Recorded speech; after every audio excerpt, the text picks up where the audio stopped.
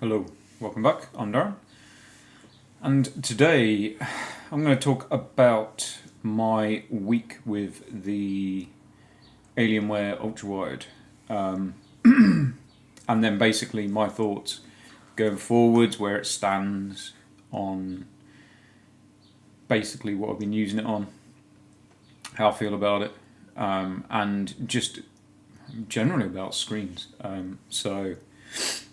Um, I cranked this on about a week ago. Now it's been sat on my sim racing rig in the other room, and I haven't really used it that much. Um, I've just been busy with other stuff in the house, and going in the bedroom and sitting down in the sim rig isn't something that I've really been bothered with doing recently. I will get back into it, but at this moment I've just been doing other stuff. So I decided to shift the ultrawide onto the desktop, just so I should give it, just to give it some actual use in other games that aren't just sim racing games, because I haven't actually given it a chance. So yeah, basically I'm kind of so bit of backstory. I have a 27-inch LCD 1440p. I have a 27-inch LCD 4K, and I have this 34-inch OLED ultrawide, which is effectively a stretched 27-inch. So effectively, I have a pretty good backdrop of 27-inch monitors. You know, really, I know this is obviously a 34-inch, but technically it's a 27-inch with some ends stuck onto it. So, and basically that's kind of where the conversation's going. So I sit at a desk. I'm sat at my desk now. My monitor is kind of nigh on within touching reach. Obviously, my camera's on top of it. So this is effectively where I use them. So I am always within this distance from my monitor, and that doesn't change. And that's kind of where I wanted to get into, because I mean, effectively, there's kind of two videos in one here. Now, yes, I did. I kind of listened more than watched, but I did watch Andrew's, so Frogboy's video that he posted up about his thoughts on the 7900 XTX and, you know, the right resolution or monitors to go with. So I did watch that. So this does include almost like my thoughts on that as well. Now, I want to make things kind of clear that I have no problem with his thoughts. I have no problem with his opinions or anyone else's opinions. It is just opinions, and people don't have to agree, and that's perfectly fine. People don't have to go to war over not agreeing, but people don't have to agree. So I'm sure he's not going to mind me having my opinion. Maybe he will, I don't know. But anyway, so I've put the Alienware on and I've been playing it this week, and there are things I like about it and there are things I don't. And I can start off with the don't, because there is only one. There is one thing that I don't like about this monitor, and it's not that I don't like it. It's just that it feels lesser. And the reason it feels lesser is because I moved from a 4K monitor that was in front of me to a 1440p monitor. And that is the only problem. Now, there's nothing wrong with 1440p. I mean, kind of the problem is, I think too many people judge different resolutions by different size screens, and if you're going to do that, you're not judging the resolution, unfortunately. So I think obviously there's a lot of people that are stuck in maybe the mindset of, if you have a 4K TV and then you go and get yourself a 27-inch 1440p monitor, you're going to think that 1440p is amazing. You might do. But if you got yourself a 27-inch 4K monitor, you're going to change your mind again pretty quickly, because 4K on a 50-inch or a 40-inch screen will have a lesser pixel density than what a 1440p 27-inch monitor or a smaller monitor, and that's just the way it works. And that's why you can have a a lower resolution on a phone screen, and it will still look better than maybe it will look on a 4K TV, because you're viewing something on a far smaller screen. So when you're judging stuff across a variance of screen sizes, you're not just taking into account the resolution. That just goes completely out the window. So for me, I don't have a problem with 1440p, but it feels like a step down.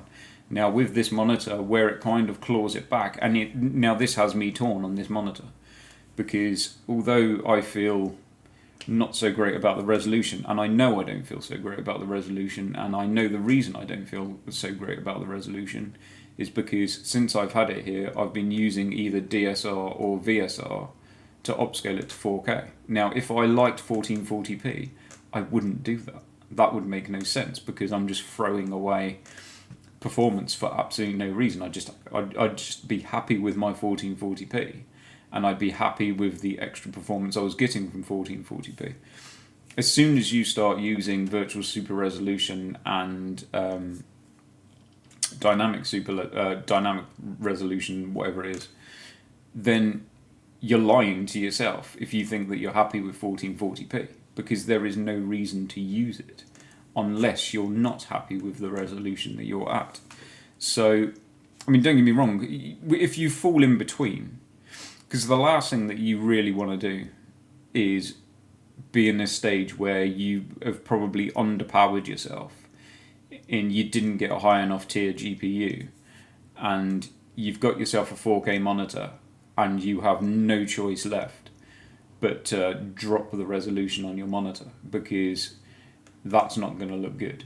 A 4K screen, I'm probably thinking that you could probably put a 1080p image through it and it wouldn't look terrible, but it doesn't take a 1440p image very well.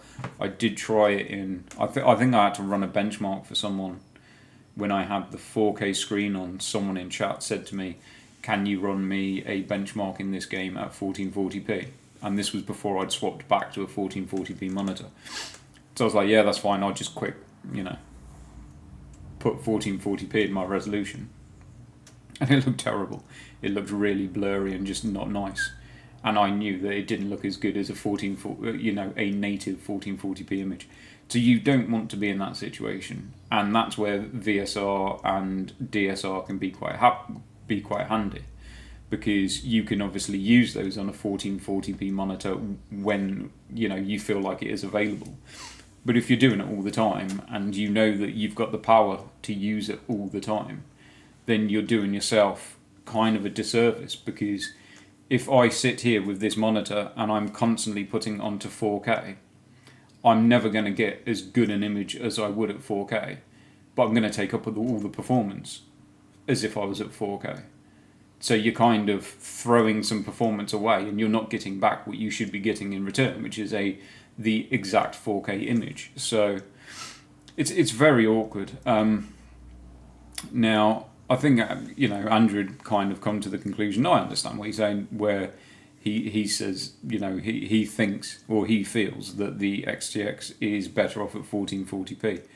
I'm not going to agree with that. And like I said, this is obviously my opinion, but I feel like he's underselling the XTX, which I'm quite surprised that he's done that, because I think if there's a 4K card to be had, okay, it's the 4090. But below that, if it's not the XTX, then what is? Because the XTX on raster performance is going to beat the 4080 most of the time. Now, I know the 4080 has the advantage of DLSS, and you can't sleep on the advantage of DLSS. It is very good. However, FSR looks better at 4K. If you have to use FSR, you want to be at 4K to use it. At 1440p, I'm not saying it's bad, but it's definitely far better at 4K. So I would much rather have a 4K image using FSR at quality than a native 1440p image. Absolutely 100% of the time. And I'm not talking about a 4K image on a 50-inch screen versus a 1440p image on a 27 or a 32-inch screen. That's what I'm saying. That doesn't make sense. If you're talking about resolutions, you have to be talking about at least a similar size.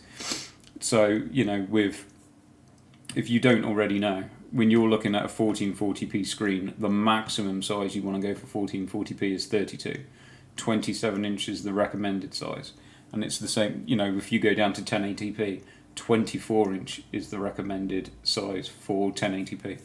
4K is when you start going to 32 and up from there. So, like I said, all of my 27 inch is small for a 4K screen, but that's what makes it extremely kind of crisp and nice.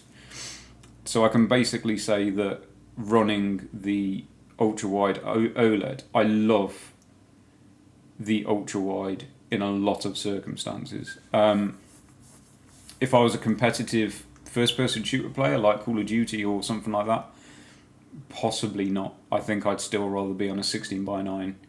But for your open world games, love it. Racing sim, love it. Flight simulator, probably any type of sim game, absolutely. I love the ultra-wide. And the OLED is an absolute game changer.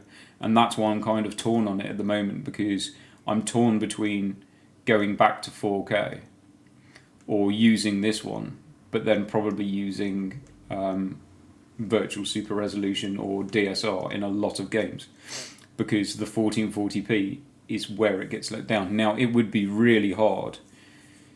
This monitor at a 4K resolution is going to be harder to run than a standard 16:9 resolution. You are putting more, what would be the word for it? You're putting more onto the screen.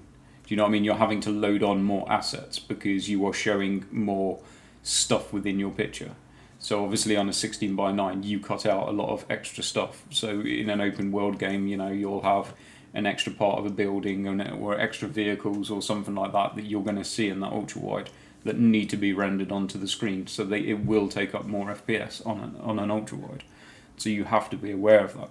So 4K ultra wide is more demanding than 4K, and 4K is already demanding quite a lot when you are on the highest hardware. So I can see a reason why there aren't, I don't know, I think someone said that there's one 4K ultra-wide that you can buy. I think we will start seeing 4K ultra-wides when the next generation of GPUs drop. We'll see. If they do, I will probably be very tempted to buy one. As it stands at the moment, I want to put my 4K screen back on, but the biggest thing I don't want to now lose is the OLED and the HDR. So now I'm kind of stuck because I'm back to that. I'm good at spending money, and I've spent the day already looking at 32-inch 4K OLED monitors. So I don't know. I've no doubt. I mean, I did look at a 32-inch 4K mini LED today that was on a half price sale on Amazon. It's a monitor that's normally £1,200 and it's down to £600. But I watched some reviews and I'm not certain that that's going to be the right thing to do. So I don't know. I can see myself in the next couple of months if I can find a deal on one. I don't want to pay full price at the moment because you're talking over £1,000 for a 4K 32-inch OLED. But I think if I find one on a deal, even if I have to wait till kind of Christmas or next January, I think that will be something that I will be going for. And I'm completely confident that the 7900 XTX and the 4080 will have absolutely no problem with those resolutions. And that's kind of why I think 1440p is underselling the 7900 XTX really badly. And the reason is because there are too many GPUs well below it that are capable of 1440p. If you're going to say that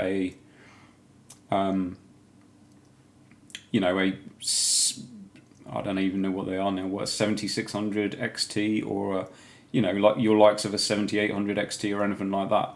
If those are 1440p GPUs that you're saying can borderline into 4K, well, if a 7900 XTX is still a 1440p GPU, what the hell did you just spend all that money on? Because I would be really disappointed at that price, the most expensive GPU in the stack, and you still don't think that you're going to run 4K?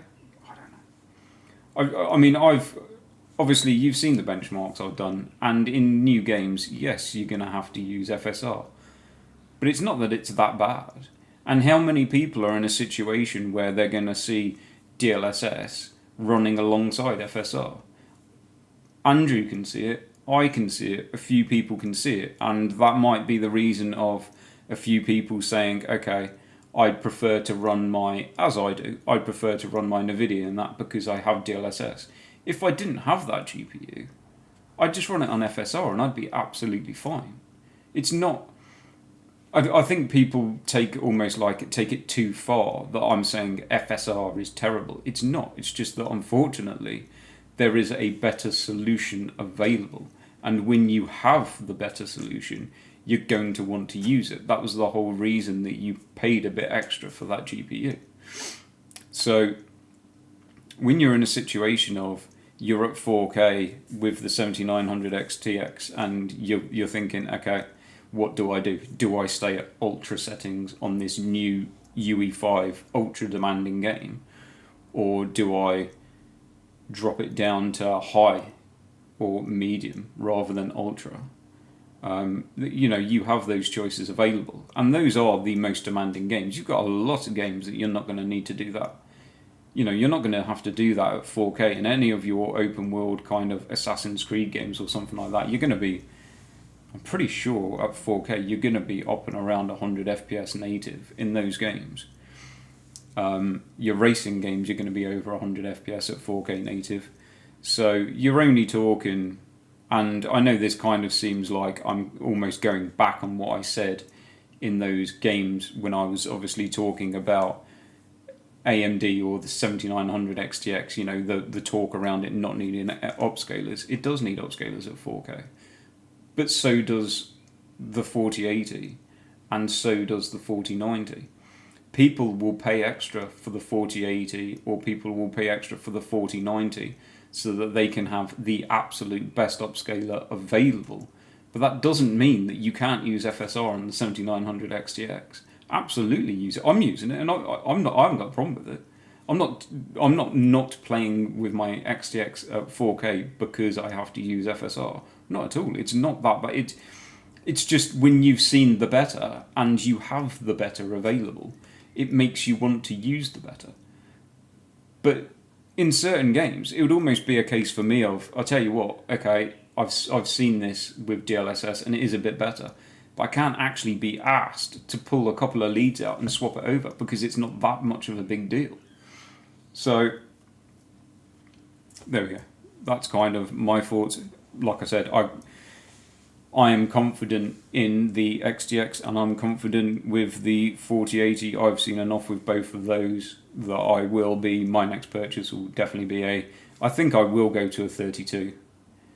I don't actually think I've seen the OLEDs that are coming out. I don't think I've seen any of the 4K OLEDs below 32. The 27-inch 4K LCD that I bought, that was pretty much just basically, it was down on it had a big sale on a Black Friday deal, so I bought it. If there would have been a 32-inch, I might have considered that as well. But at the same time, I am kind of a bit stuck on desk space. So I don't know. I did see a review on an Alienware yesterday, which is a 32. It is curved. I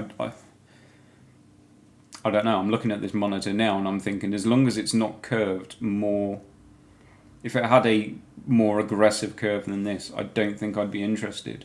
But the curve on this Alienware, I don't really notice it that much. Look, like when I'm looking for it, I notice it.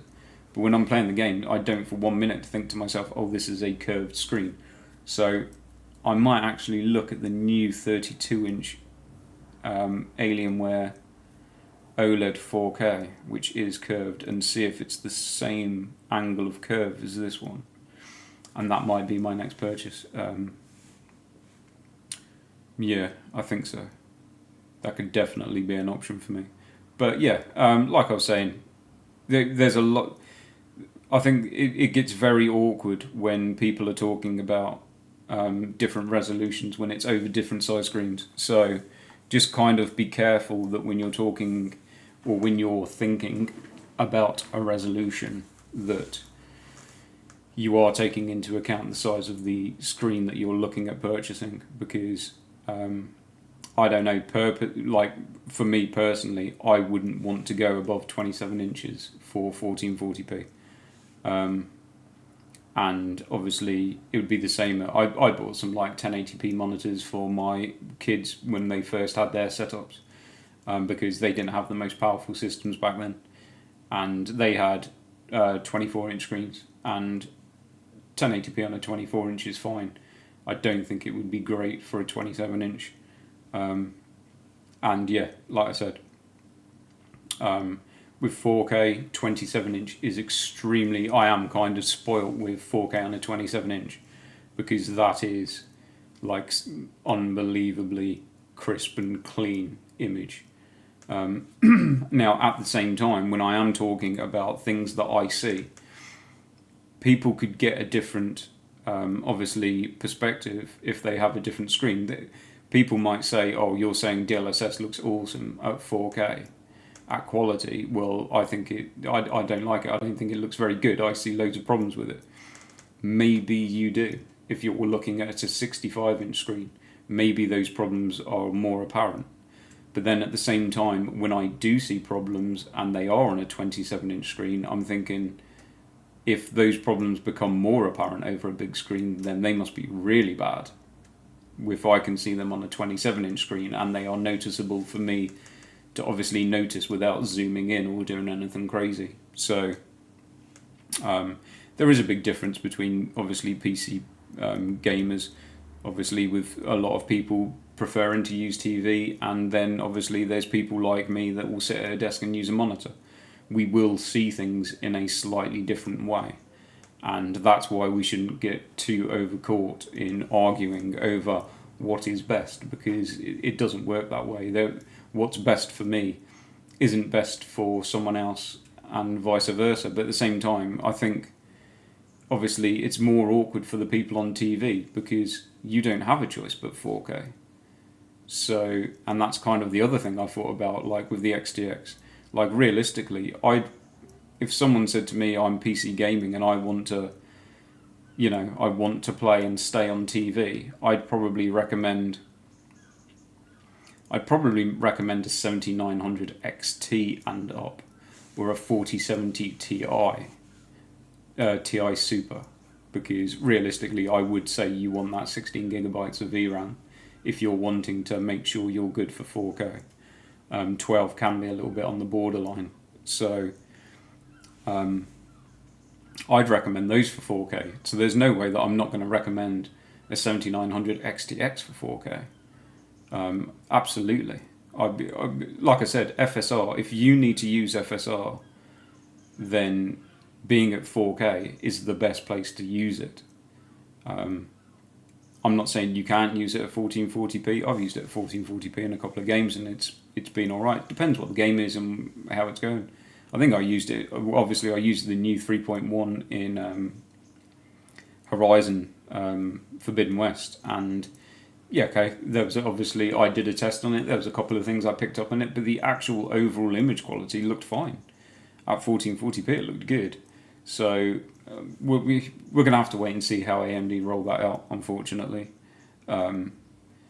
They don't have a great record of how they roll these things out, obviously, with the last game that, I can't remember what game it was. It was a game that not a lot of people have any interest in the last time that they brought out. I think it was FSR 3 frame generation. So it'd be handy if they'd start rolling stuff out to maybe some of the newer games. If they could do it on a more consistent basis in the same way that Nvidia seem to roll stuff out on new titles as they launch, then that would put everyone in a far better position. But it would probably only get better. The one thing is about both DLSS and FSR is they can't get worse. They can only get better. So that again makes me more confident that the XTX will be fine at 4K, and it makes me more confident the 4080 will be. Now going into the future, okay, you're never going to say, oh, these are going to be 4K cards forever, because nothing will be at its resolution forever. If you're buying at 1440p, at one point it's going to end up being a 1080p card. And if you're buying at 4K, one day it's going to drop to 1440p. But I think the people that are probably buying these GPUs kind of already know that. I don't think that you're going to be caught out thinking that you're going to stay like that forever. And it's not like the games that you're playing now are going to get more demanding. And to be fair, there's only so demanding that game makers can go. I think a lot of game makers are heading these... What was the game I was playing the other day? I think I was playing the Lords of the Fallen game. There's like a cinematic preset, which is one above Ultra. So yeah, you've got high, Ultra, and then cinematic. And to me, I almost thought, okay, is this like what the unobtainium setting is in Avatar? Is in it's not really there for the hardware that's available to us now.